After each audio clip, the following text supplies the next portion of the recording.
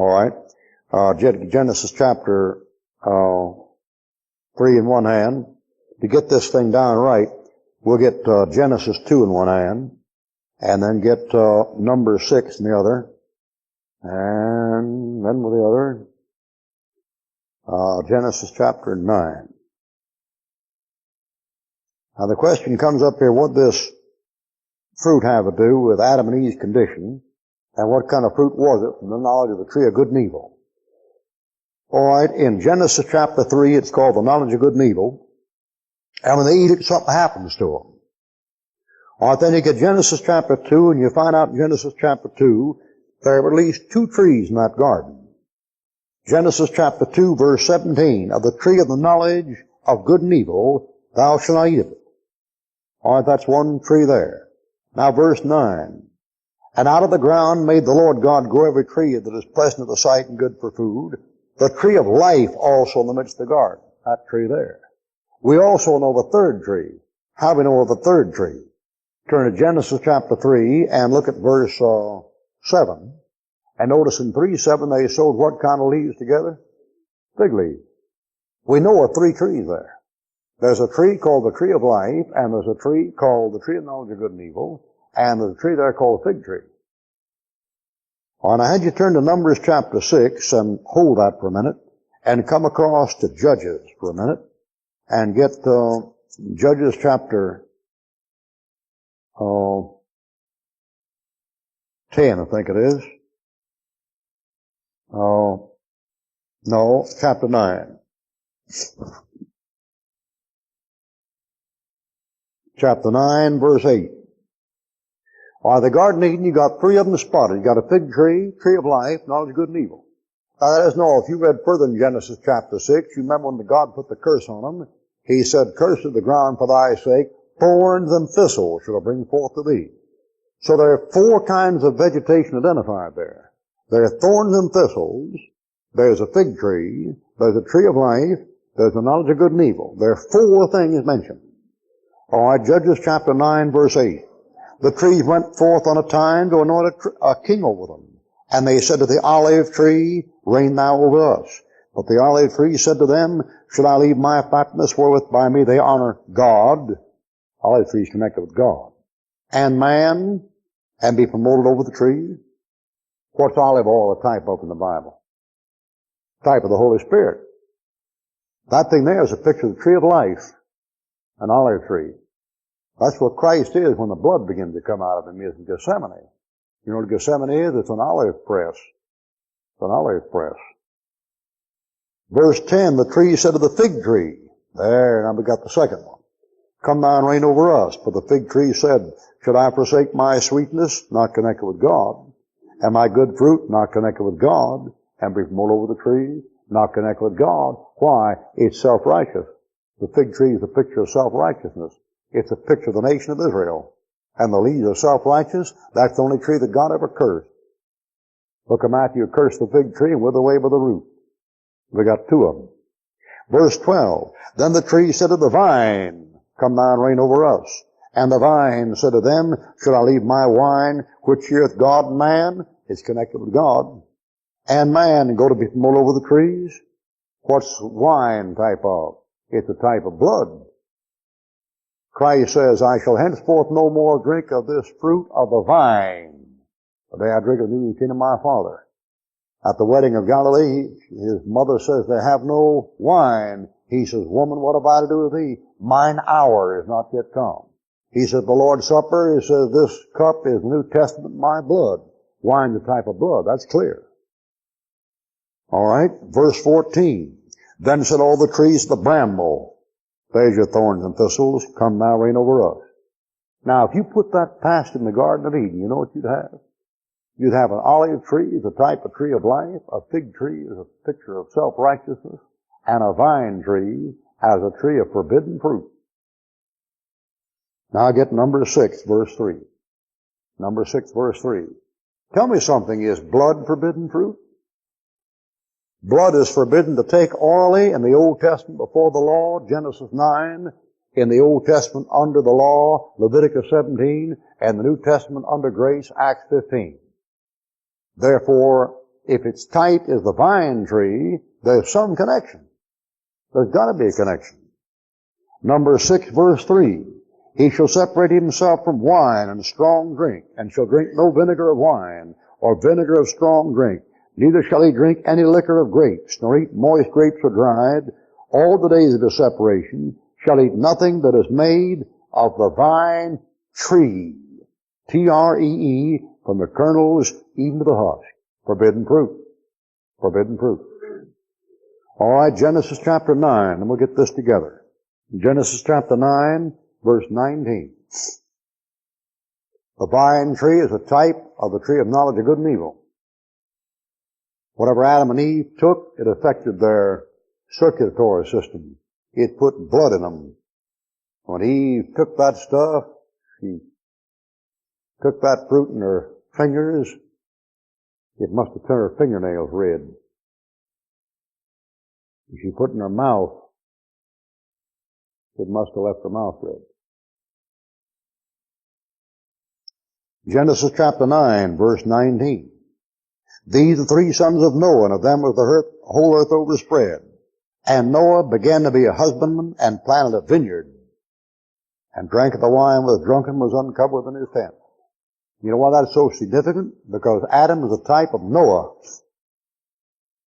Now let's look at these similitudes. Before Adam was here, there was somebody on this earth, the Son of God. And God said, replenish it. Before Noah was here, the earth was populated before the flood. And the Lord said, replenish it. Before Adam was here, the earth was submerged under water. Genesis chapter 1, verse 2, 2 Peter chapter 3. Before Noah came out, they were submerged by a flood. Genesis chapter 6, 7, and 8. Adam has 3 sons. Cain, Abel, and Seth. Noah has 3 sons, Shem, Ham, and Japheth. Adam had one of his boys a type of Christ, Abel. Noah, one of his boys type of Christ, Shem. One of Adam's boys under a curse, Cain. One of Noah's boys under a curse, Ham. Adam's naked. Noah's naked. Adam sins. Noah sins. Adam sinned by what he put in his mouth. Noah sinned by what he put in his mouth. What he put in his mouth? Wine. What Adam put in. You can't beat that thing with a stick. That thing is a grape. That's a grape that comes off a vine tree when they take that stuff. That's why the first miracle in the Old Testament, public miracle, is turning water into blood. And the first New Testament miracle is turning water into wine. And this is he that came, not by blood only, but by water and blood. See that thing? And that means that your first parents, Adam and Eve, had a circulatory system in them, and in that system was water. Hence, blue blood.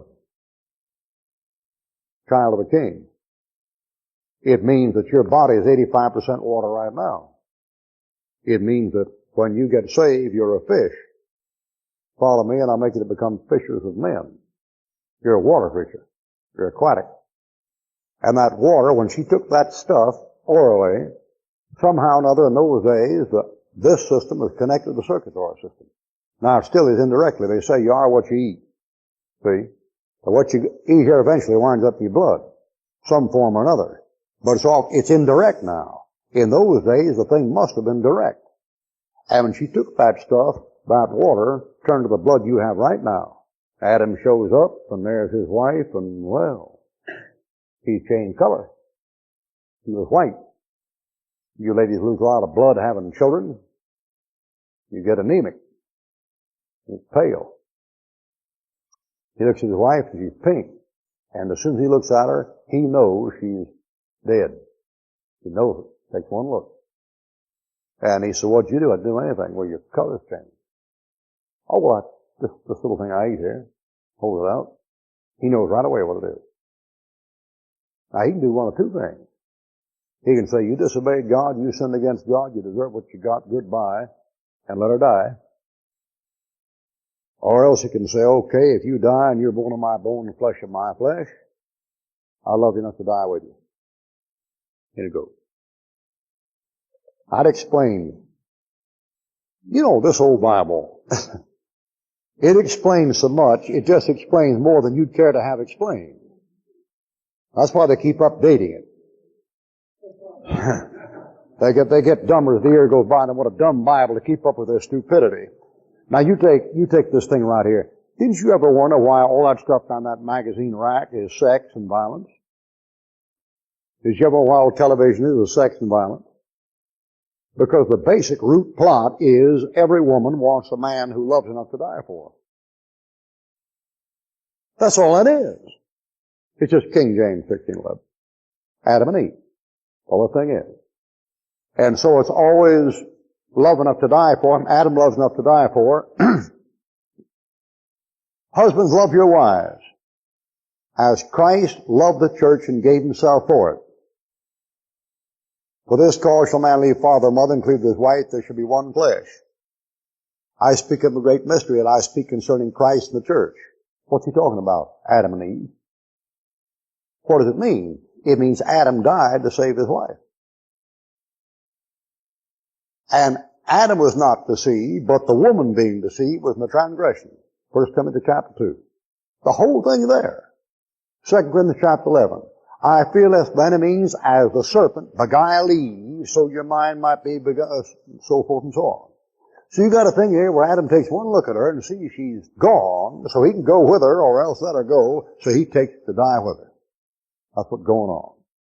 And he takes it knowing what's going to happen, and knowing she doesn't. She's tricked into it.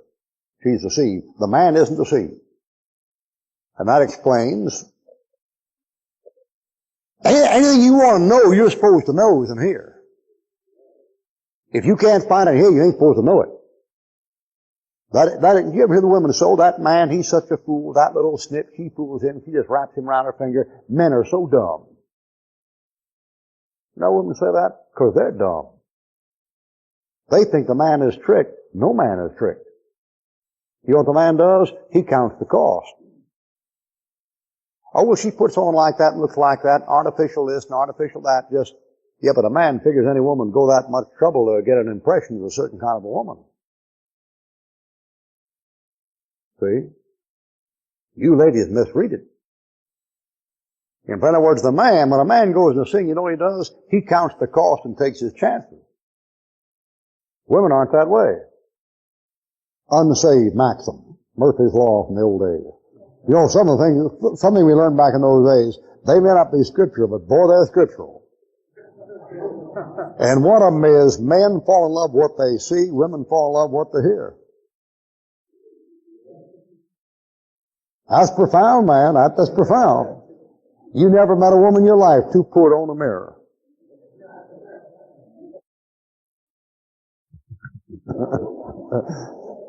Now that stuff, that might be, the godly dedicated life of the spiritual, godly dedicated fundamentalist, but it's the truth, man. It's the truth. Now you take that thing right there, so he dies to rescue her and falls with her, and that means his blood's no good. As in Adam all die. You know why you die? Your blood's no good. You know you got it from? You got it from a tree. You got it from the wrong place. You have to get the right kind of blood from another tree to get back where you ought to be. All right, you all been real good. It's 12 o'clock. One more here, all right? One more. Nothing like a Bible to clear up a college education.